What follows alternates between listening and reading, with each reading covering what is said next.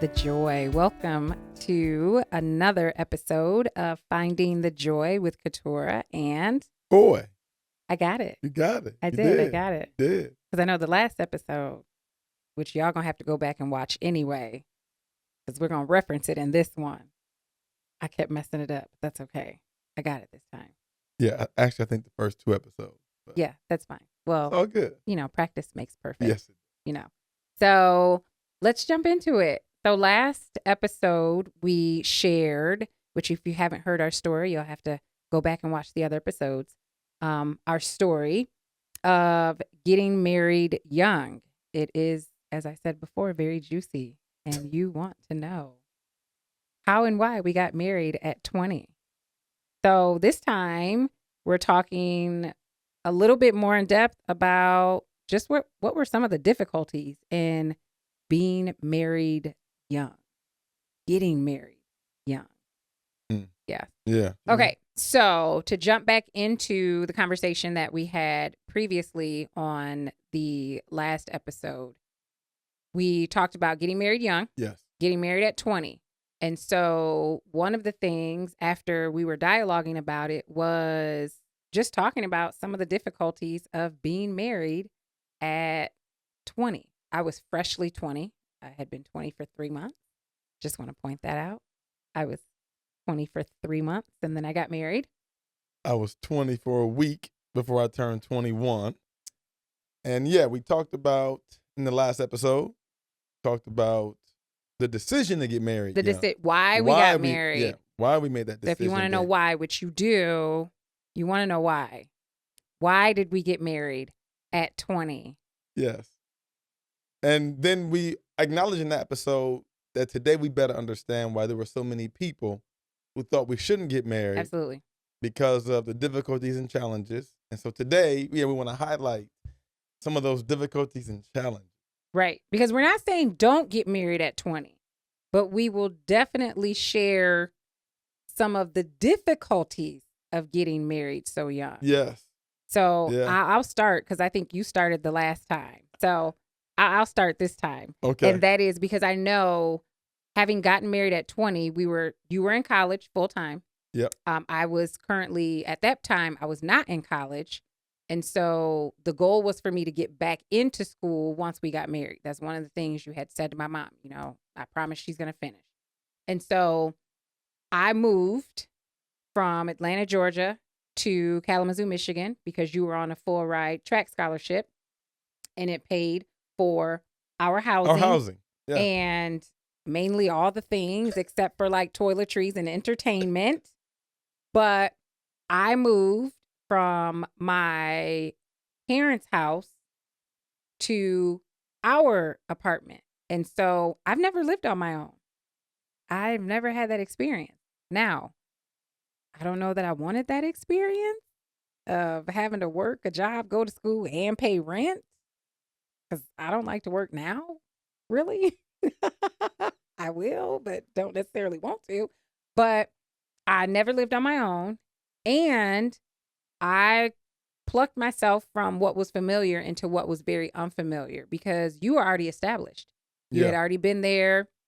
This was your third year in school. So you had friends, you had routine, you had what you needed to do each and every week. And here I was now, this new wife. And I, at times, felt like I just got plugged into your life. Like, where do I fit? That was really hard. You did get plugged into my life, but I would have thought you wanted to be married to me so badly. I would have thought that you'd have been excited to. Yeah, I wanted to be your life. Not just plugged in. Okay. Yeah. I didn't want to be the lamp. I wanted to be the sun. Okay. I wanted to provide all the light that you needed. So.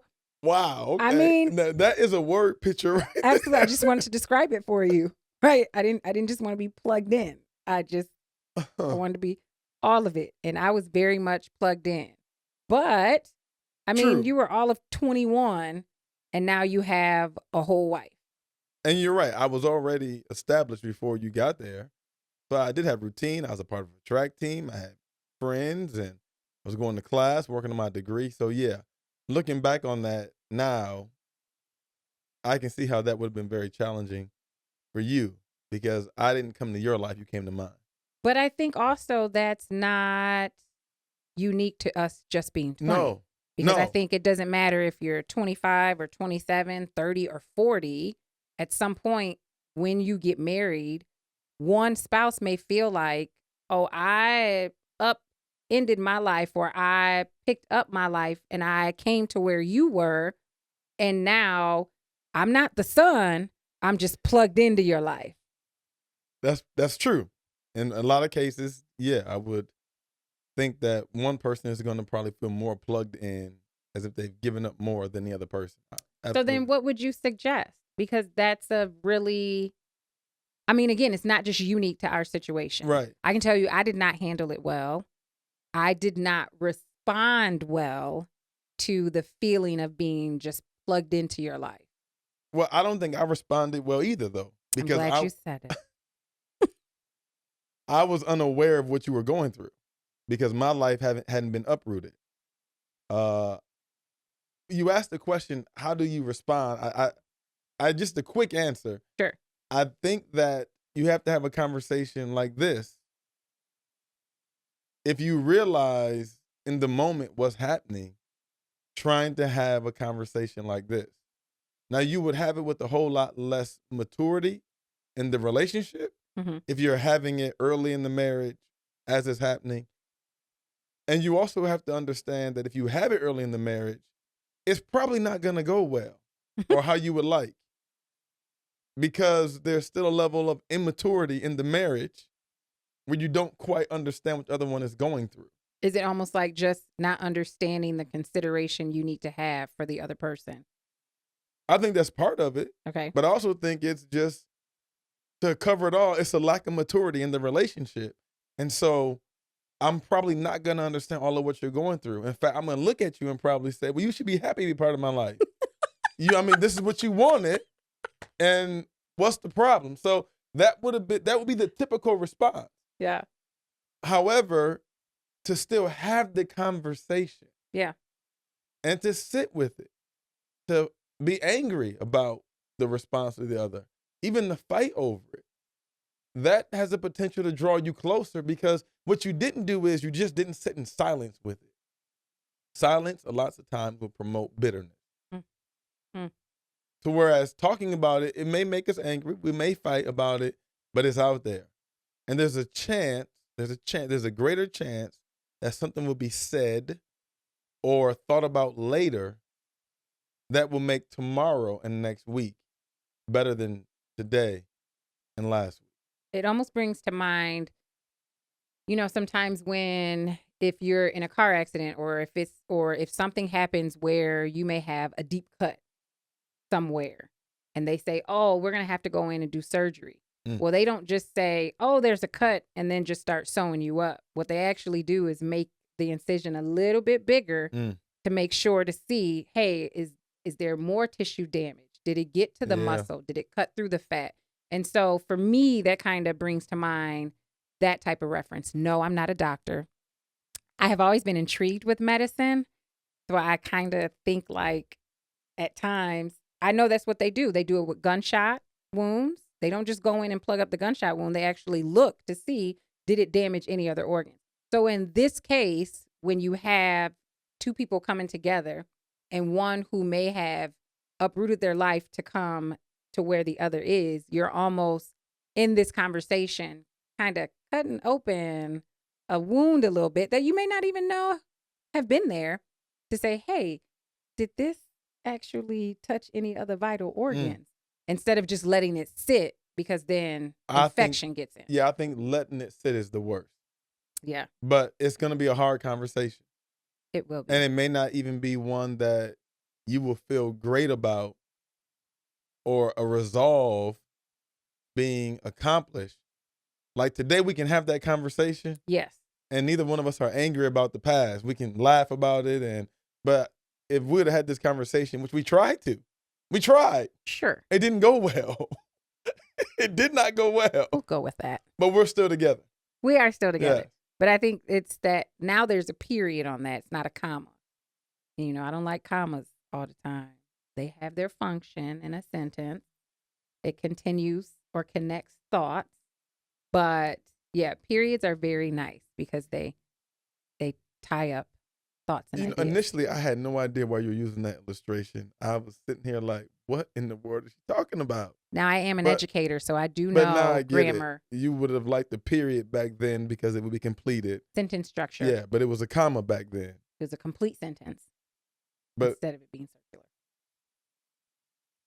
so what's interesting is now I'm lost again. Okay. So what's interesting is you talk about your life being uprooted and now how'd you say It planted? was plugged. Plugged into my life. Yeah. There are times where I wonder what it would have been like to live on my own. Because you never lived on your own. No, I mean, I went from my parents' house into a dorm room with a roommate. Same. And then marrying you. And so sometimes I get a little, I won't say jealous, but maybe a little envious of young men who are in college or fresh out of college, working, maybe living with their parents to save some money, maybe living with a couple other guys. I miss that. I never had that opportunity. So you were never alone.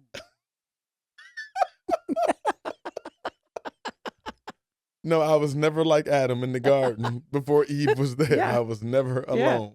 Yeah. Because I think we both would agree that there are valuable lessons that you learn when you live on your own. And oh my goodness.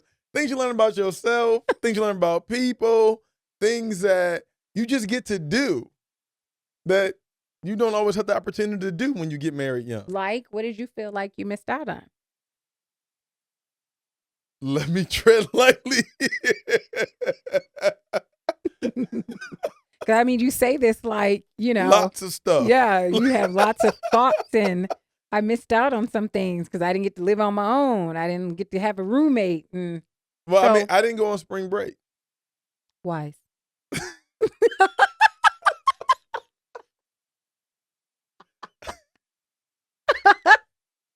Didn't go on spring break. I didn't get the opportunity to experience singleness as a young man. I just didn't go hang out with the fellas. You did not. I didn't go on guy trips. I don't think I've ever had a guy trip. Which might add to why you feel like I don't have to have a guy trip now. Whereas for me, I'm like, yes, I want a girl's trip. Right. I've never I have had a girl's trip now. I have had them. Yes. But I mean, you are right. Yeah, I don't do trips with guys. And nothing's wrong with that. I just, that time, I feel like that season to do that would have been then, not now. I got a wife, I got kids. Yeah. I'm pastoring a church. It's just too much responsibility. And so, no. So there was also, I didn't get the opportunity to just kind of be young and a little foolish without being reckless. Oh. Because reckless is not something I ever desired to be. Yeah. Nor something that I want to be now. Because reckless is not good. But just to be young and, again, go hang out, have fun, playing basketball with your boys, getting together, joining sports teams or little intramural teams and, buying the car you want because you got a job. Oh, I did that in my singleness. I bought the car one. You did buy the car before we got married. You had the car that you wanted. I did. But it is interesting because, again, you need to watch the last episode. But we, as Nick said earlier, I did what you said, Paul. I did what you said. You said to do this. But for now those of you who what? don't know Nick is, he records. He's behind the scenes. He's behind the scenes. We appreciate Nick. And so you're right. Nick reminded us from the last episode that, we did what Paul said. Yeah, we did what Paul said. We did it. Listen, when I get to heaven, I'm gonna be like, Jesus, I did it. We obeyed Paul's words that you gave him. Okay, but also being on a college campus, like who goes to college and gets married in the junior year? Like who does that? Right. all these young single people running around, Yeah. enjoying life, having a good time, going to school, and we're married. Yeah. And broke, by the way. Like, I mean, my college scholarship for track did pay for our room and board. It paid for Absolutely. our apartment on campus, a little extra money left over for food. But, you had a car, I had a car. We did have to do something. Like, we didn't do all the things that college students did on campus at that point. Right. We were doing other stuff because we were married. And so you had to go to work part-time. Mm-hmm. We had to get food stamps. We did. Remember we went to apply and the Yeah, guy I looked at did. me like, oh, you ain't got no job? Yeah. I don't get to talk to you then. We'll talk to your wife because she's the one working. And They gave us food stamps. they did. And actually, I wasn't even mad. I thought, this man talking to me like I'm a nobody. I'm in college running track. I do have a scholarship that pay. I just looked at that dude like, oh, no problem. You talk right to her. Want to know why? Because we needed those food stamps. And we left with the card. And we did. We got the food stamp card. Yeah. But we were broke. And 50% of marriages end because of money problems. Yeah. And money fights. Yeah. So there were some challenges. We're still growing. We're young. You're still figuring out who you are. Yep. And so those were some of the real challenges. In fact, we almost didn't make it past the first 6 months. This is true. Yeah. That will have to be part 3. Yeah, we almost didn't make it. By And God's again, grace, we did, but this is not to say don't get married young, but these are some of the difficulties. And I just think marriage, period, yes. of ours is unique to us because we experienced what people experience 25, 26, 27 get married. We experienced it at 20 in a very young atmosphere, and that is college. So, yeah. Well, that's just very interesting. So, how did you find the joy in being broke, not going to spring break, having to come home to a wife? Well, I'm hoping that I'll still be joyous tonight after this conversation, because I think at that time I found the joy in it from the standpoint that I was okay with the decision and choice that I had made. I felt like I had made a good choice. Yeah. In the person that I had selected be my spouse, be my wife. And because I was very satisfied with my choice, I believed it was a really good choice. Then it was as if, as nice or as cool as those other things would have been to be able to do, Sure. the opportunity to do those things was now no longer there. Sure. But I was satisfied with my decision. Yeah. And I think you bring an interesting point up just about choice and being good with your choice. I think that's, for me, how I found the joy was I was very satisfied with my choice at Coye. Did. And I had not just Coye, but 21-year-old Coye, athletic Coye, like had been in the gym Coye, running around the track Coye. Like I had that Coye, not just high school Coye. You just had a 45-year-old Coye who ain't running around the track no more. I got that one too. I like both of them. But you just, at the end of the day, part of finding the joy is being satisfied with your choice and being good with your choice. So I guess the question we would have for the audience is, are you good with your choice? Because too often society will make us question our choice. Almost like Psalm 21 or 23, where it says, the Lord is my shepherd, I shall not want. And how you said it was almost as if the writer was saying, I found a good shepherd and I have all that I need. and being satisfied with that choice. So I don't know. I think that's a good place to end. If you want to hear more, you're going to have to come back next week as we continue to share and dive into just life and finding the joy in it. Thanks for joining us on today. God bless.